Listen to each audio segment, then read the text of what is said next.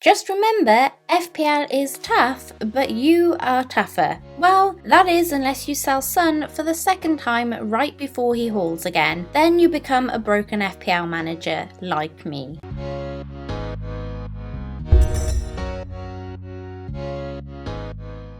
Hi guys, I'm FPL Nymphrya and welcome back to the home of FPL videos. If you're not a fan of moaning, then probably best to switch to the end of the video for the trending transfers, because the first part of this video is going to be moany but entertaining and helpful, as in you can learn from my mistakes. I'll try and navigate this without swearing, so here goes. Let's start calmly with my keeper as always. Martinez did get me 3 points towards my team total, owing to his 6 saves, but I've definitely seen the early wildcard in a different light, I have to admit, and not in a good way. Since selling McCarthy and KWP, they've kept 2 clean sheets. Martinez is good, but patience might have been key with this one. In defence, it seems I'm sensing a common theme that only one player is allowed to do well for me in any given week. I started Lamptey for the first time for his attacking returns, an assist in every game for the first 3 game weeks, and then I start him. He plays 45 minutes and concedes 2 goals and gets subbed at half time from his reoccurring injury. Now, I mean, he's an absolute god when he's on my bench and an absolute flop when I need him. That's typical all over, isn't it? Sace finally came good with the clean sheet and 3 bonus points. I missed him for his 15-pointer in the first match, so it's been a slow, painful stroll to this point, with 1 point against Man City and 0 points against West Ham. I'll definitely bank those 8 points though this week. It's very much needed. Robertson went from the sublime last week as one of the only 2 goal scorers in my team to the absolute ridiculous this week, conceding 7 goals to Aston Villa for -1 point. I know I said I didn't think Liverpool would be as solid in defence this season as they have been in the past, but thanks to Adrian, that's taken the mickey a little bit. In midfield, let's start with the positives. Oh, hang on, there is only one. Mo Salah, my G, thank heavens for you, my friend. 2 goals and 1 bonus point, adding 13 points to my team total. Although my captaincy curse is back though, Nymfam. I mean, can you believe it? Salah as my vice captain outscoring my actual captain KDB. That's 2 to the curse and 2 against now, so it could go either way as the season goes on. Greenwood could only manage 2 points for me in that 6-1 defeat against Spurs. So, okay, I've delayed it long enough. Let's address the massive elephant in the room. Let's talk about Son, baby. I mean, let's talk about you and me. Let's talk about all the good times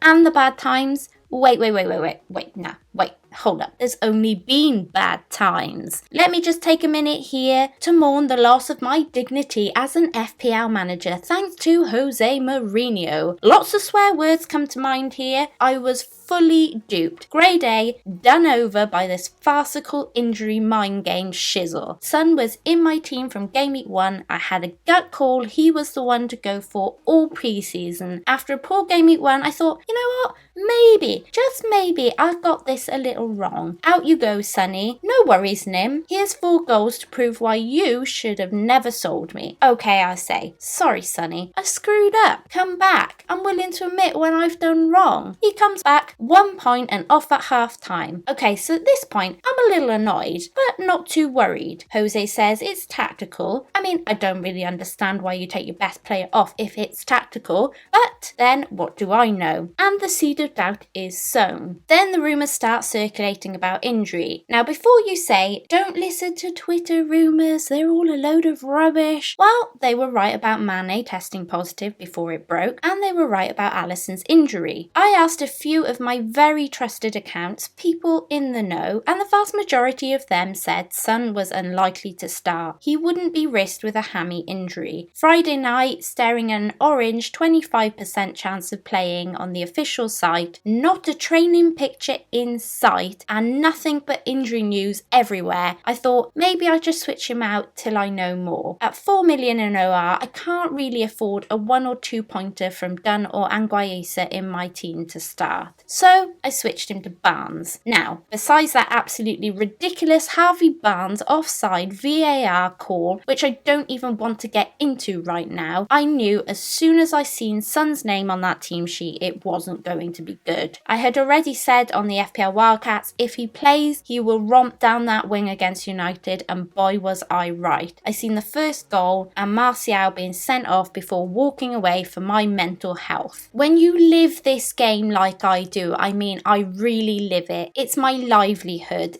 I am attached to this game in more ways than just a free game on the internet that you can play for a bit of fun. These weeks are rough, puff, poisonous potatoes. They're awful. You have to live it and relive it again. You have to explain to people why you did what you did. I mean, it's really hardcore. Although, I will say, a little time away from that game and I felt much better. My anger was definitely with Jose for lying, and the journalist and whoever else was in on this ridiculous ruse. If there's one thing I can't stand in life is liars. I mean, I hate it so much, and it just really got to me. But my anger was not with Son. Sonny only did what I knew he could do. I can't be angry with that. It's why I had him in the first place, and would never have sold him if he was only just a 50% chance flag of playing this week. I'll come back to my plan on Son in the Game Week 5 preview, but for now, just never trust Jose. And for all those people taking the mick out of people in my position, walk a minute in the same shoes and think how you would feel if you'd done exactly the same. And you can't say you definitely would have never sold him until you're actually in that moment and you've done it yourself and you've lived it yourself. So don't hate and don't judge. It's not great on anybody. Moving to my forwards, and I switched Werner to Ings. I got a bit nervous because I said all week this move was going to be to Jimenez, but I panicked last minute. I saw Ings. I was really tempted by that West Brom fixture, and so I jumped for it. You know what? They all did the same with 2 points, so at least that was something. Nobody outdid the other, although it would have been great if Ings could have got me just a little something. Mitrovic, despite getting in all the right areas, just doesn't seem like a great option right now. He's on my sell list. And well, DCL has been my one beacon of shining light in all this madness. Thank you so much, Dominic, for your points. I will take them, I will bank them, and I will be forever grateful for them. So with all of that, I managed a total of just 41 points.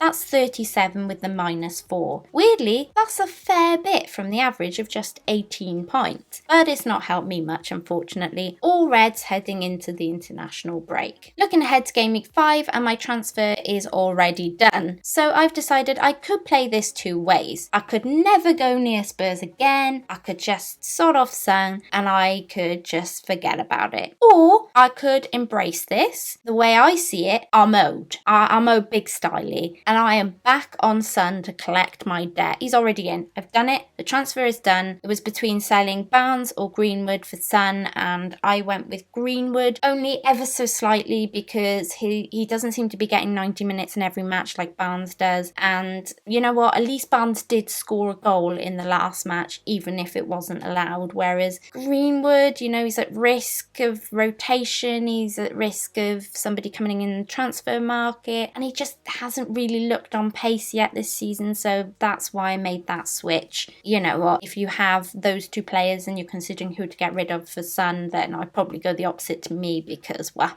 nothing seems to be working out right for me at the moment. But I am back on Son and I'm here to collect my debt. I've missed out on 6 goals with this hokey-cokey crap, so I want 6 goals from him before he can leave my team ever again. The Sunny 6 is activated. At 4.7 million, I have absolutely nothing to lose at this point, and I have to enjoy this game somehow. So this is my kind of little mission, if you like, and keeps me interested and keeps me going, and it will be interesting to see how I'm going to navigate needing to keep him in my team until he's reached those 6 goals and got me every single one of those returns that I deserve. As for my captain, I am considering Sonny, of course. I mean, I wouldn't be bringing him back in if I didn't trust in him, although I will caveat that with West Ham have been brilliant so far this season. They have definitely stepped up a level since the end of last season. So, you know what? I am tempted just to go back to the security of Salah and captain Salah again in Game Week 5. But, who knows what will happen. I am a little tempted by Calvert-Lewin, so we'll see. But it'll likely be Salah just because I am expecting goals in that game. I am expecting goals both ends in that game. So, yeah, I think it will likely stay on Salah. But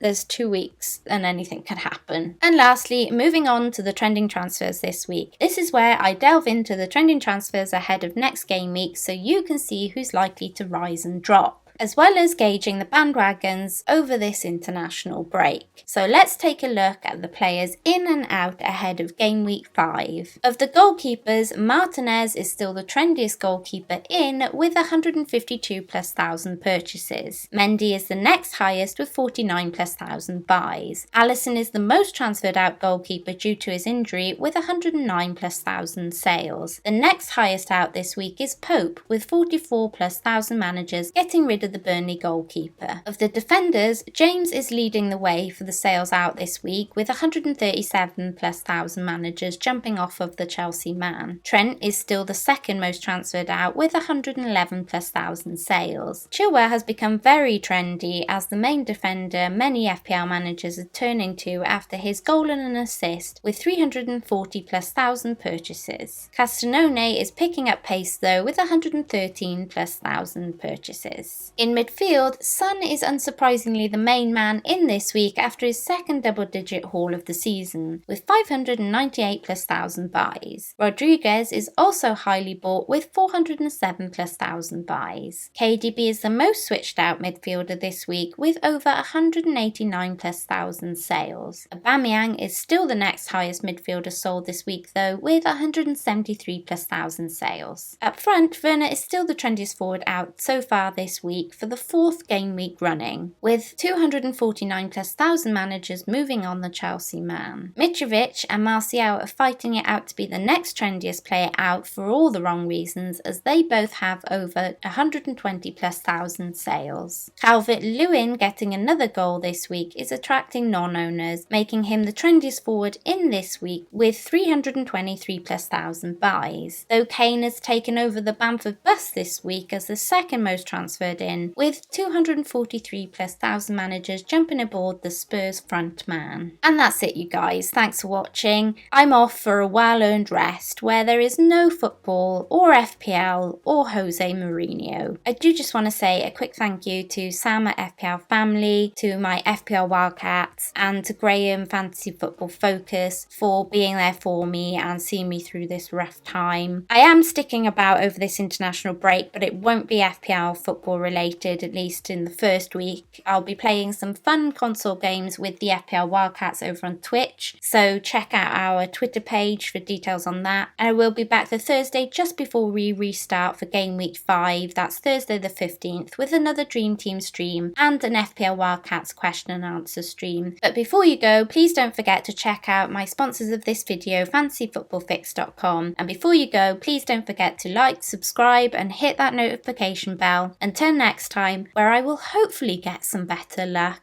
Nymphria out. Let's talk about Son, baby. Let's talk about you and me. Let's talk about all the good times and the bad times. Wait, hold up. No. There's only been bad times.